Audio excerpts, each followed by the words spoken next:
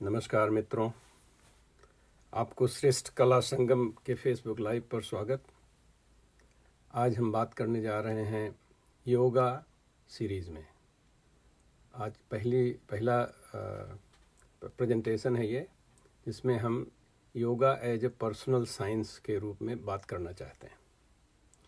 जैसा कि बहुत सारे लोगों को ज्ञात होगा, जो हमारे श्रोतागण हैं या दर्शक हैं, उनको ये ज्ञान होगा कि योगा की उत्पत्ति ये भारत से है। ये ज्ञान वैसे भारत में हुआ होगा, लेकिन सारे संसार में पहले भी फैला था और आज के युग में कम से कम पिछले 4-5 साल से, उसके पहले भी मुझे लगता है कि पिछले कई दशकों से स्वामी विवेकानंद आए विदेश, परमहंस योगानंद आए, उसके बाद में प्रभुपाद आए, ऐसे कई विभूतियाँ आई, महर्षि महेश योगी आए। उन्होंने कि योग को पूरे विश्व में प्रसिद्ध किया, उसका उपयोग दिखाया। तो इसकी उत्पत्ति जो है वो भारत से है, और भारत में तो योग एक दर्शन माना जाता है। इसको दर्शन के 6 दर्शनों में से एक दर्शन योग को माना जाता है। और ये बहुत महत्वपूर्ण है हमको समझने के लिए कि इसको दर्शन के रूप में जब तक हम नहीं समझ पाएंगे, तब तक इसका बाकी जो अभ्यास करते हैं वो सारी चीज़ें अच्छी हैं। एक्सरसाइज के रूप में अगर हम करना चाहते हैं तो उसमें कोई प्रॉब्लम नहीं है, लेकिन उसके पूरे विज्ञान को, उसका लाभ उठाने के लिए अगर हम उसके दर्शन को भी समझें तो ज़्यादा उपयोगी होगा।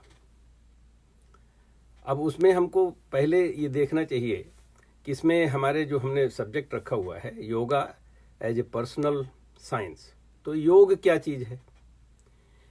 एक तो एक दर्शन है, लेकिन आता कहाँ से? योग का मतलब, जो शब्द आता है उसकी अपनी भाषा है, और योग संस्कृत शब्द है, और संस्कृत भाषा में इसका जो रूट वर्ड है वो युज है, जिसका मतलब होता है यूनियन।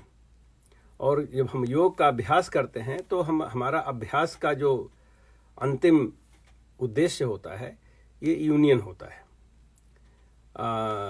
अभ्यास करने में हम जो भी चीज़ें करते हैं उसको समझने का प्रयत्न करते हैं, क्योंकि ये हमारे पर्सनल लेवल पे होता है।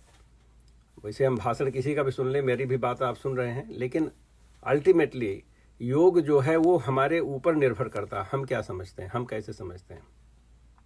अगर हम उसको अच्छे से समझ लें तो जब अगर उसका अभ्यास करने लगें, किसी चीज़ को किसी चीज़ से जोड़ें पहले, तो उसका अभ्यास करेंगे तो जोड़ने की प्रक्रिया हमको ज्ञान होगा।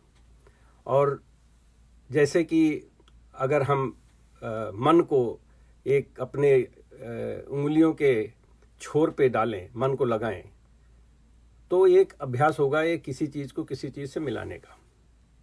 अभी ऐसे अगर हम आपसे कहें कि आप अपनी उंगली के टिप पर ध्यान दें तो बड़ा मुश्किल होता है। तो लेकिन अगर हम उसको कहें इसको आप थोड़ा सा रगड़ लें इस तरह से, तब ये लगेगा कि हाँ, अब इसको हम छोड़ दें तो हमको समझ में आ सकता है कि हमको, हमारा मन जो वहाँ पर पहुँचेगा, हमको लगेगा कि इस तरह के चीज़ें हम कर पा रहे हैं। तो इस तरह से हम योग को एक अभ्यास के रूप में मान सकते हैं, लेकिन उसका उद्देश्य सिर्फ उंगली से जोड़ना नहीं है। ये तो एक अभ्यास है, एक सीखने की प्रक्रिया है। जैसे कि हम सारे लोग अपनी माताओं से प्रेम करते हैं, माताओं से प्रेम करने की एक प्रक्रिया है, प्रेम करने की प्रक्रिया है। उसके बाद हम जानते हैं कि सारे संसार से हम कैसे प्रेम करें। इसी तरह से योग भी एक अभ्यास है। महत्वपूर्ण एक बात यह है कि जो युज धातु है, उसका रूट वर्ड है, उसी से युद्ध भी आता है। तो युद्ध को जिस तरह से हम लोग मानते हैं उस तरह की बात नहीं है। युद्ध कई तरीके के होते हैं, और उसमें भी जोड़ने की प्रक्रिया होती है। तो जो हमारे यहाँ के धर्म युद्ध जिसको कहा जाता है भारत में, तो वो युद्ध इस तरह से घृणा वाले नहीं हुआ करते थे, धर्म के लिए हुआ करते थे, और धर्म की बातें की जाती थी। तो वहाँ पे भी योग की परिभाषा या योग का जो कॉन्सेप्ट है वो महत्वपूर्ण बन जाता है। ये तो हुआ थोड़ा सा योग के बारे में।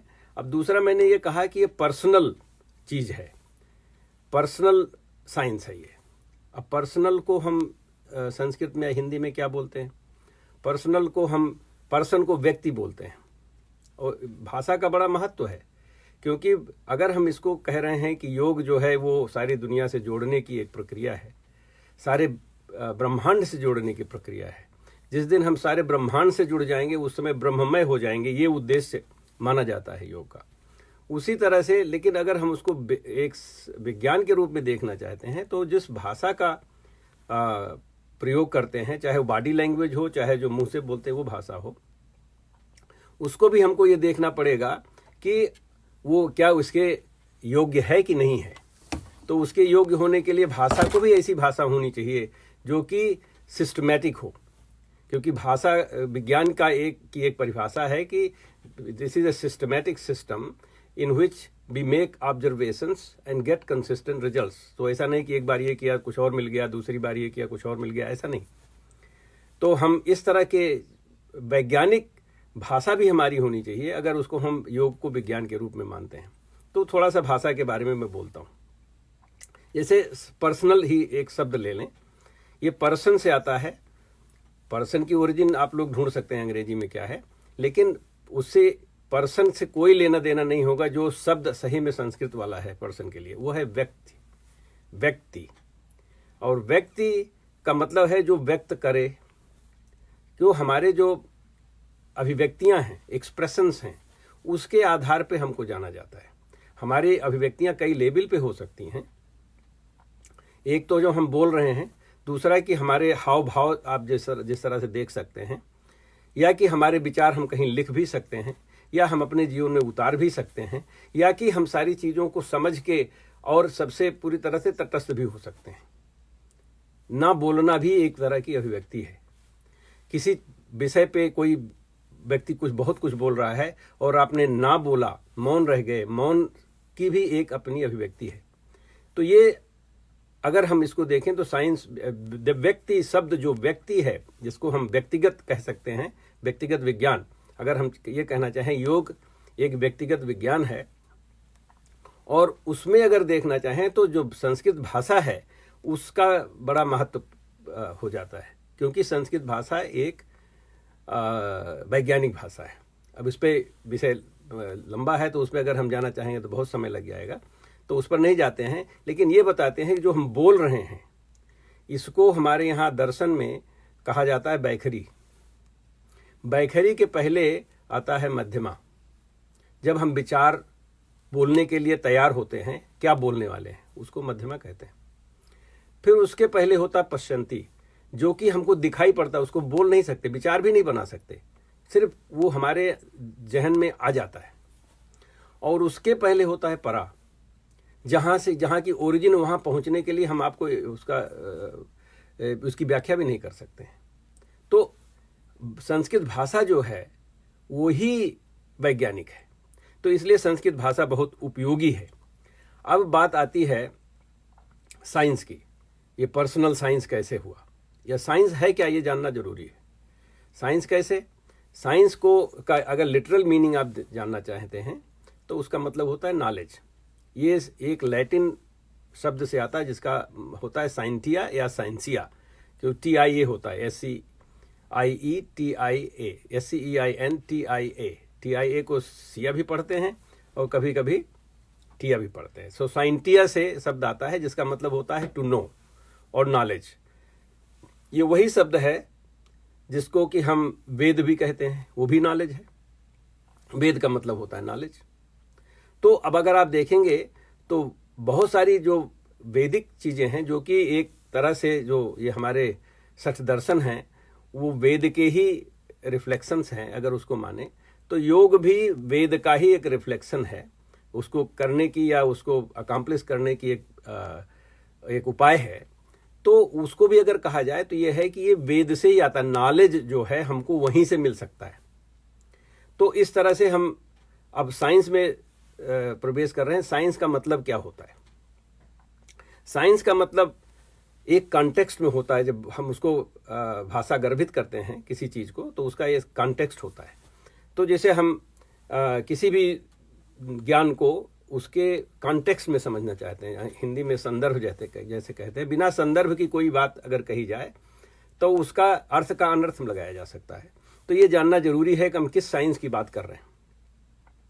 अब अगर आप देखें तो जैसे कोई कहता है वेस्ट, आजकल के जो पढ़े लिखे लोग हैं बोलते हैं वेस्ट में ऐसा होता है, तो लोग सोचते हैं क्या वेस्ट का मतलब, या तो हम पहली बात तो अमेरिका दिमाग में आता है, फिर ये सोचते हैं कि वे यूरोपियन होता हो, लेकिन हम अफ्रीका नहीं सोचते हैं, जबकि इंडिया के लिए तो अफ्रीका भी वेस्ट है। या मिडिल ईस्ट भी नहीं सोचते हैं, जिसको हम यहाँ से मिडिल ईस्ट कहते हैं, इंडिया में वेस्ट एशिया कहते हैं, तो उसको वो भी नहीं मानते हैं। वेस्ट का मतलब वो नहीं मानते, हम वेस्ट का मतलब सिर्फ वेस्ट मानते हैं। हमारे गाँव में चलिए, मैं गाँव का रहने वाला हूँ और हमारा घर गाँव के पश्चिम में है, तो हमको लोग जानते हैं हम लोग पश्चिम वाले हैं, कहा जाता है वहाँ पे।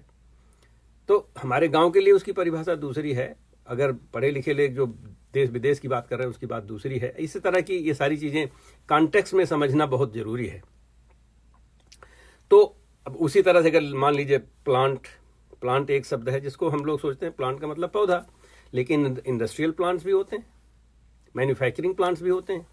अब उसको उस कॉन्टेक्स्ट में हमको समझना पड़ेगा। तो इसलिए इसका मतलब है कि पहली बात तो वेद नॉलेज जो है वो भी एक साइंस है, उसको साइंस के रूप में देखा जा सकता है, इसलिए योग को भी साइंस के रूप में ही अभ्यास किया जा सकता है।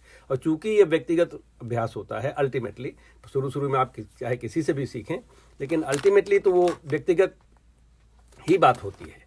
तो इसलिए अगर हम इसको माने तो वेद या योग ये जो है ये विज्ञान है और उसको उसी दृष्टिकोण से देखना चाहिए। अब हम इसको देखना चाहते हैं कि ये संसार कैसे देखता है, वेस्टर्न वर्ल्ड कैसे देखता है, साइंस और योग में क्या उनको कुछ समानता दिखाई पड़ती है। तो हम आपको एक रिफ़र करना चाहते हैं, हमारे पास एक बुक है, मैं इसको काफ़ी थोड़ा मोड़ा अध्ययन किया हूँ। इस किताब का नाम है फिजिक्स एंड फिलॉसफी। ये किताब लिखी गई है वार्नर हाइजेनबर्ग के द्वारा। वार्नर हाइजेनबर्ग जिनको कि नोबेल प्राइज मिला था to point out the idea of uncertainty, Heisenberg's uncertainty principle, that basically says that you cannot know the position or the momentum of a particle at the same time.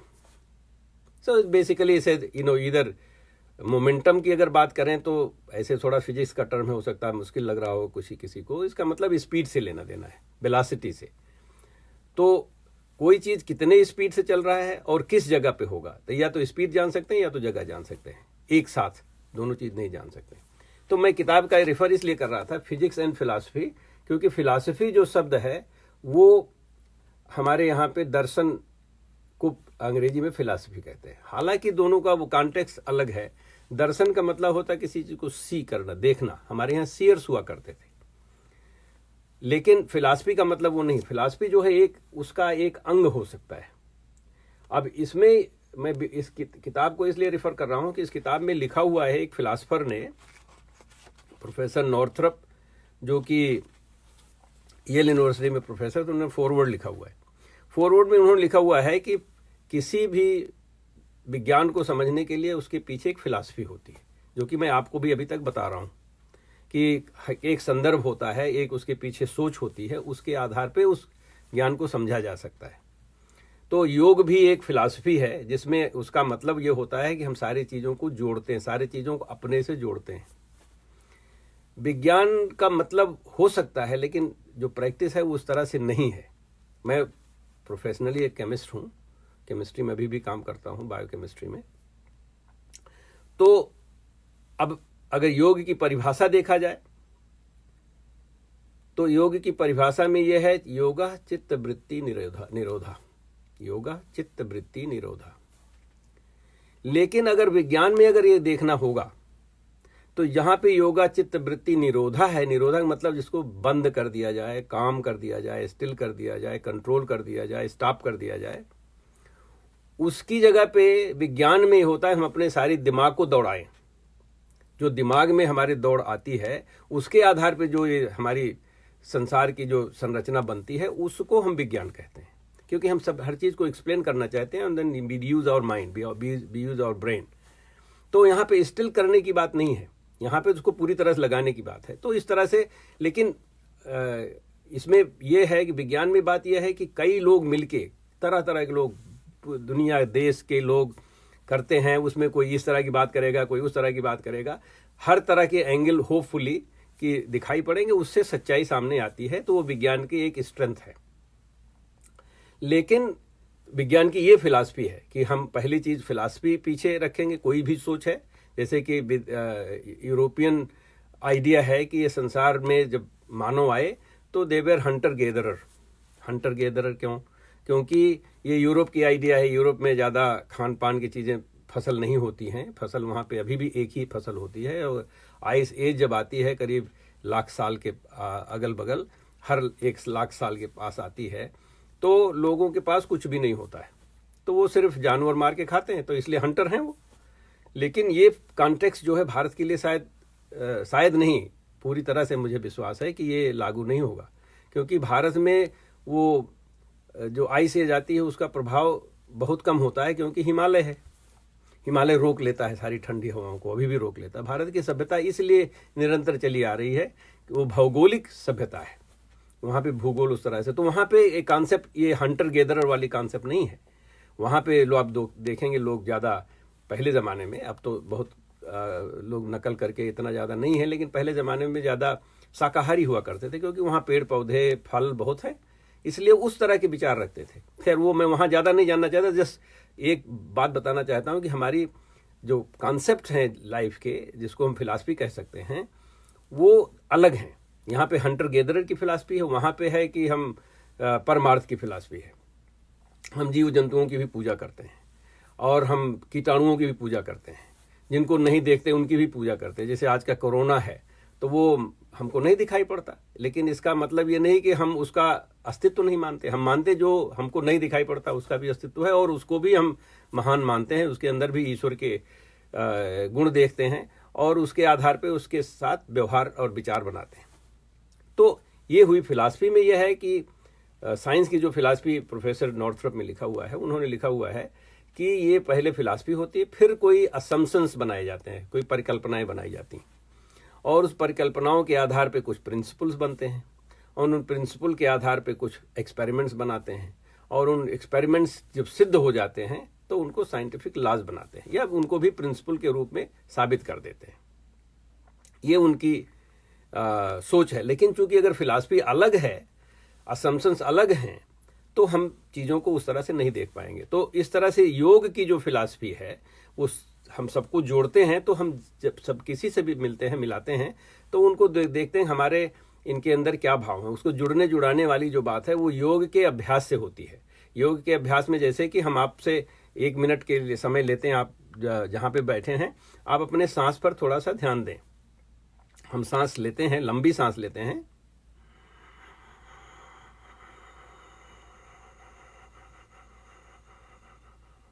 और फिर निकालते हैं।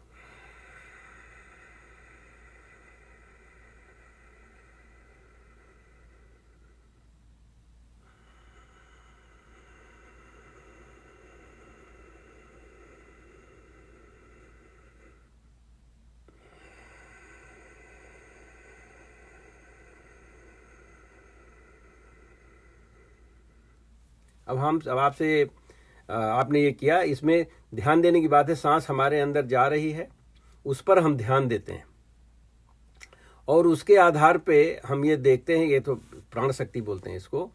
तो प्राण शक्ति हम ले रहे हैं और फिर उसको निकाल रहे हैं। अब प्रयत्न हम करें, एक बार आप लोग प्रयत्न करके देखिए, जितनी लंबी सांस ले सकते हैं लीजिए, और प्रयत्न ये कीजिए कि उतने ही लंबे धीरे धीरे उसको निकालेंगे भी। ये करके देखिए।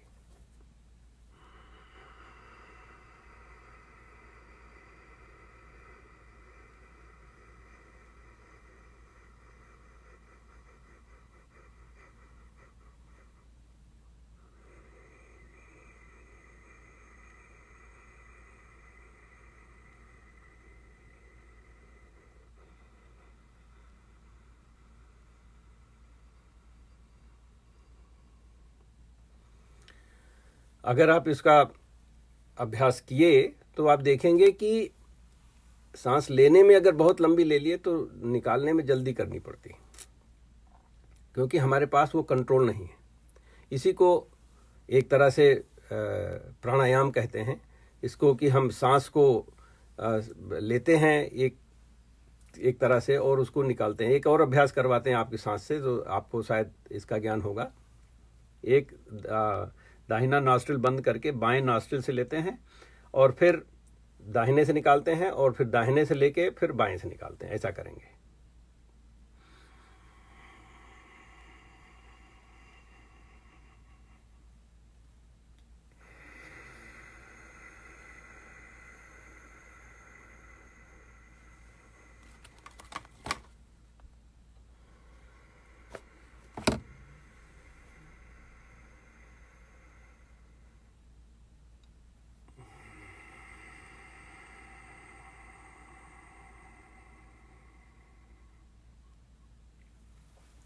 आपने देखा होगा सांस लेने में, एक बार और भी ले सकते हैं अगर आपको पहली बार समझ में नहीं आया होगा, क्योंकि मैंने कहा नहीं था इसको, कि आपका बायां या दाहिना में से एक नॉस्ट्रिल ज़्यादा स्मूथली चलता है। एक में कम अवरोध होता है, दूसरे में ज़्यादा होता है।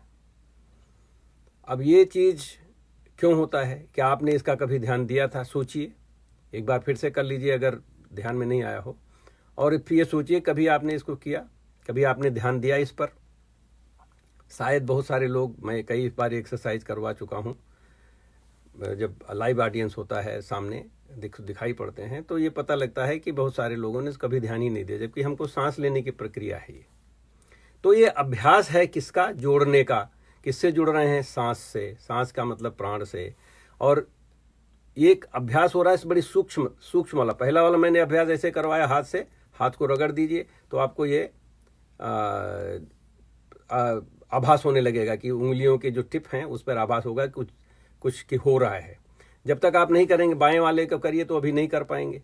इसी तरह से बहुत सारी एक्सरसाइजेज, हम जैसे पीछे सर के पीछे हाथ रख लें तो हमारी जो रीढ़ की हड्डी है उस पर ध्यान ज़्यादा चला जाता है।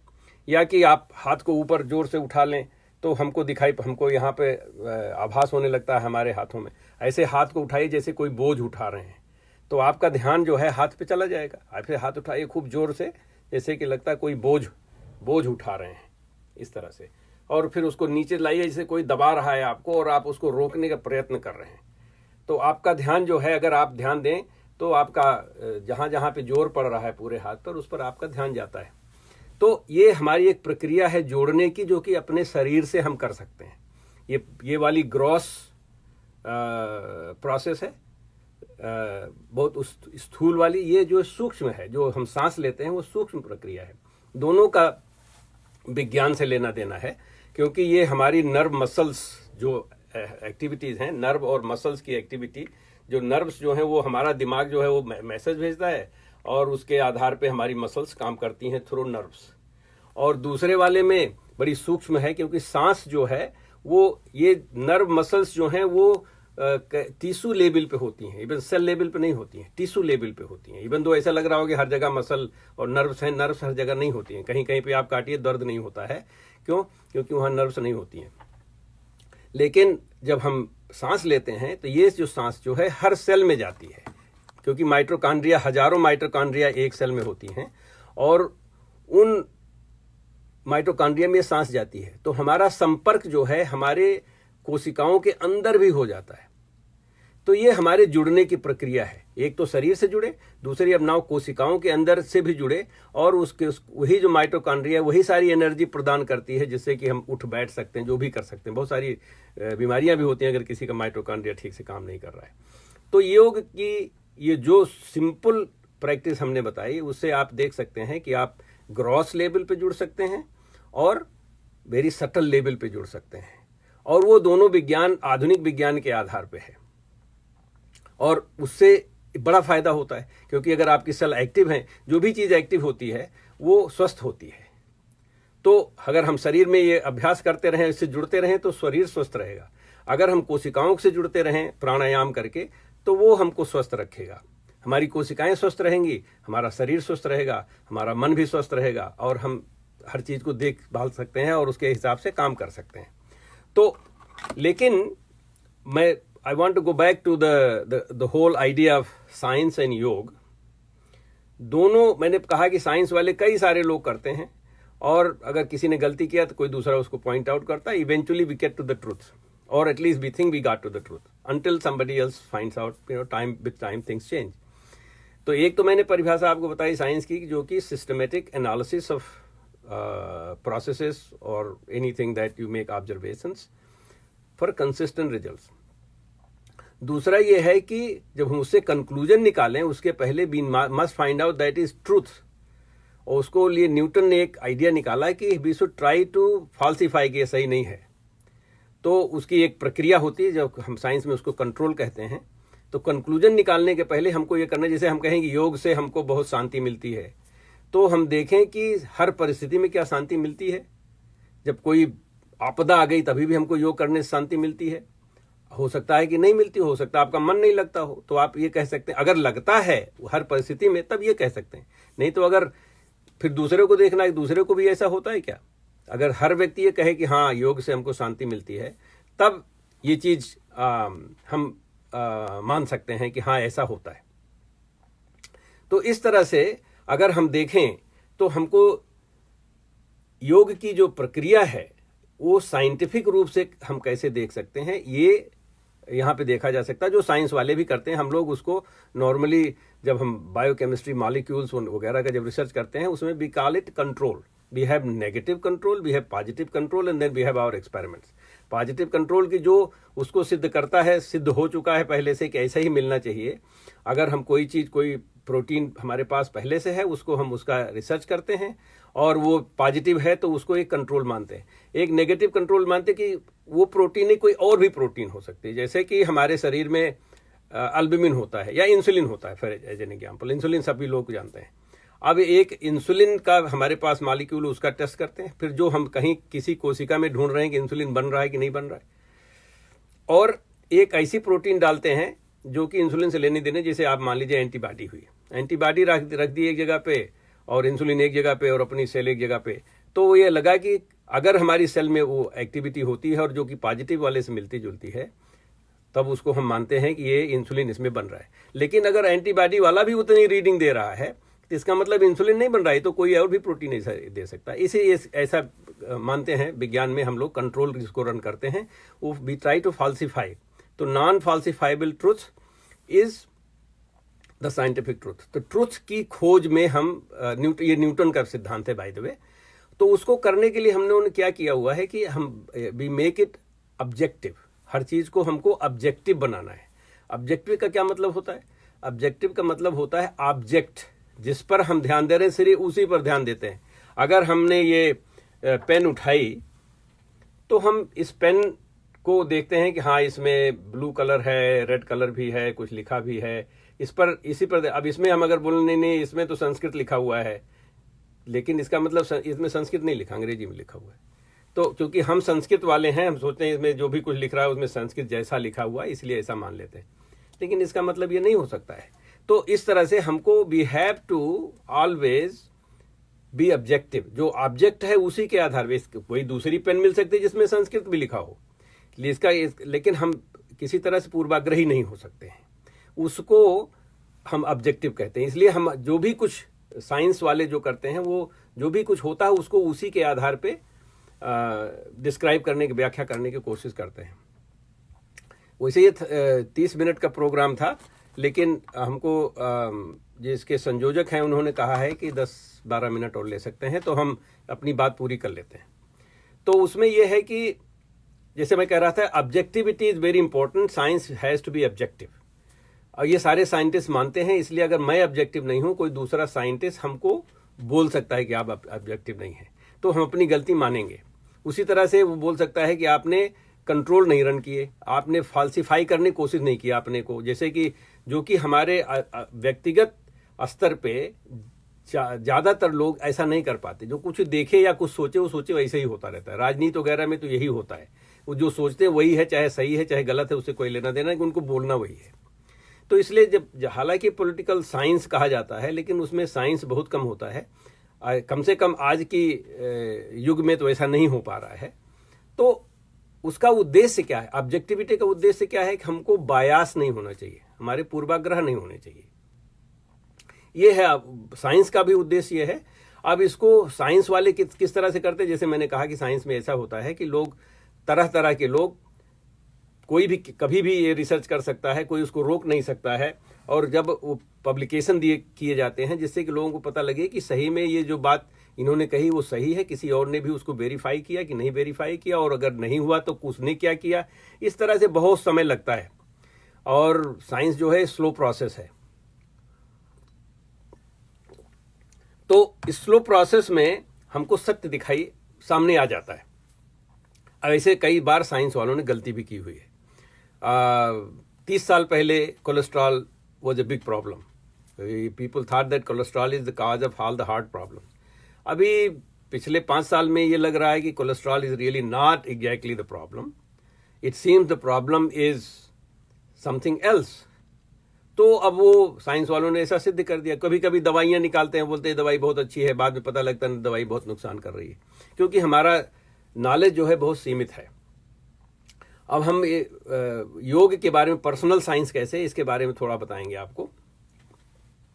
पहली बात तो योग की जो भाषा है वो संस्कृत भाषा है, और इसको हम थोड़ा सा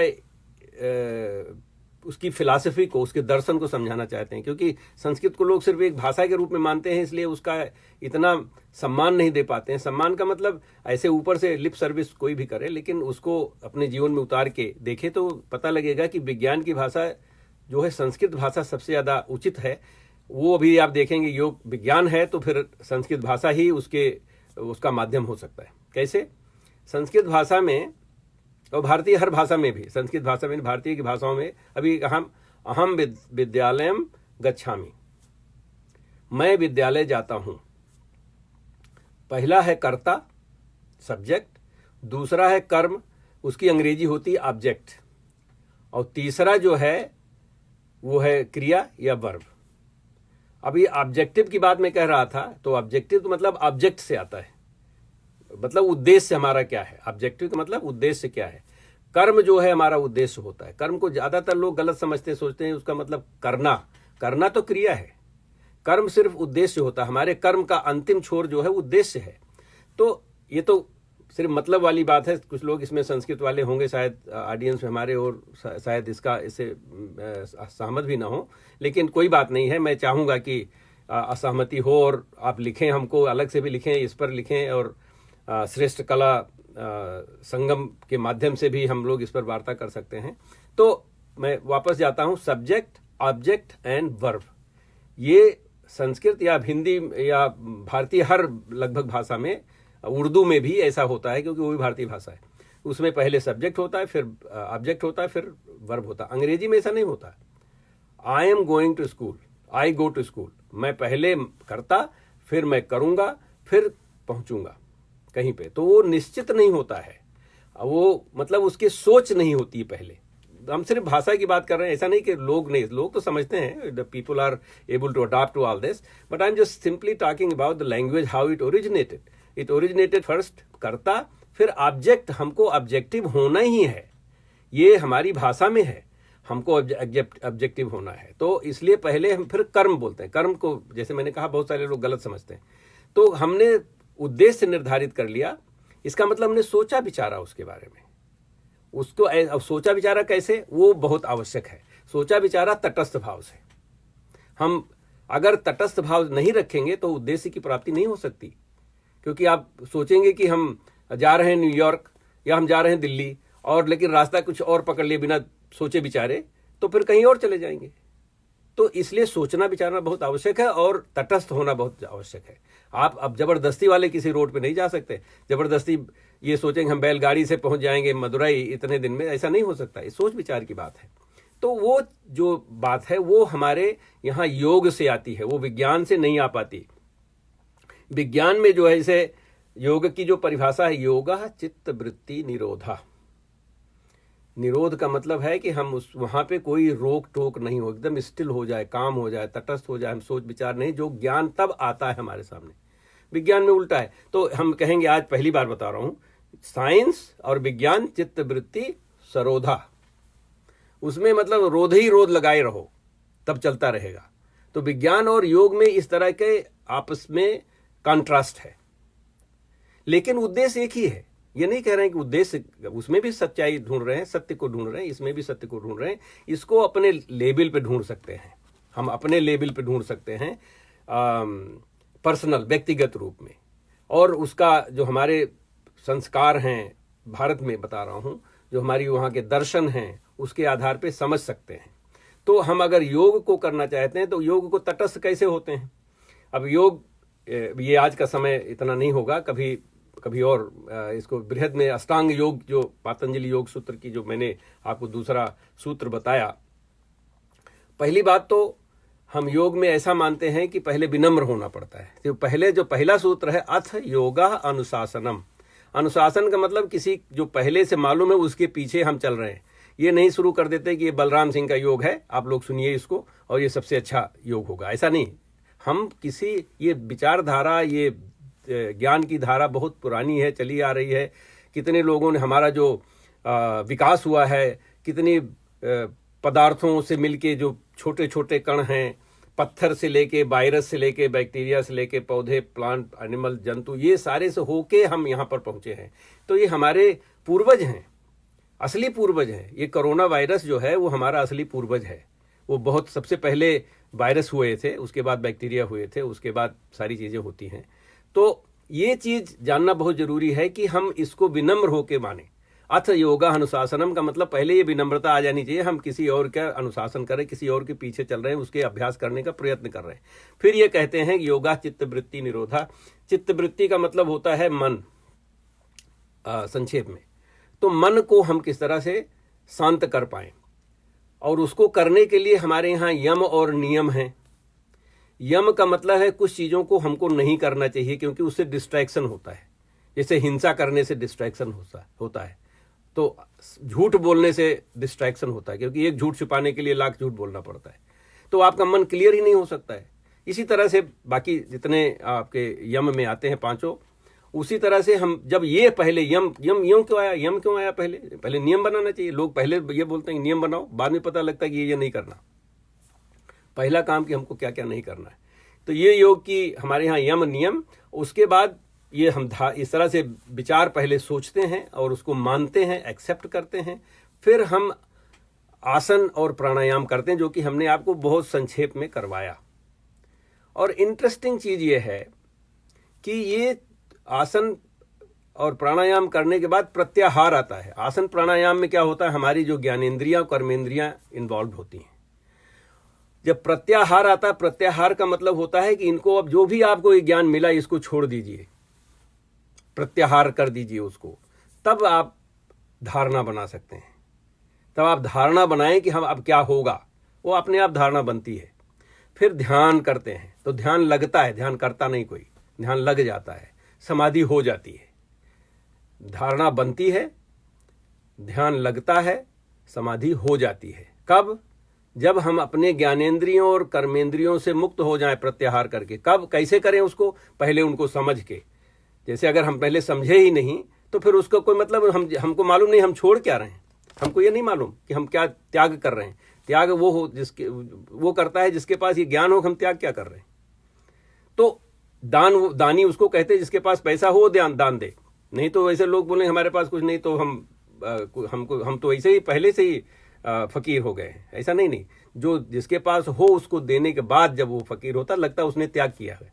जिसके पास है नहीं उसने त्याग नहीं किया है। तो ये बात हमारे अष्टांग, बहुत संक्षेप में मैंने बताया कि ये बहुत आवश्यक है कि हम अब अष्टांग योग का अभ्यास करें। तो होगा क्या कि हम इन सब चीज़ों को छोड़ रहे हैं, तो हमको जो दिखाई पड़ेगा, समाधि का मतलब तो होता है कि एकदम बिल्कुल समाधिस्थ जो व्यक्ति हो जाता है उसको तो ये दिखाई पड़ता है, ये लगता है कि भाषा को भाषा उच्चारित करें, भाषा को भाषा नहीं कहें, विद्वान बने विद्वान नहीं बोले, और वायरस हमारे पूर्वज हैं। यह पहली बात है। चलिए, कोई बोल रहे हैं कि भाषा को उच्चारण में हमारे गलती हो रही होगी, भाषा नहीं भाषा बोलते हैं शायद। ठीक है, हम सुधारेंगे इसको, जो भी आपके कमेंट हैं। तो अभी हमारी जो बात है उसको अगर समझ में आ रही है तो आवश्यक है, बाद में हम आपसे सीख लेंगे थोड़ा सा ये भाषा किस तरह उच्चारण भी करते हैं।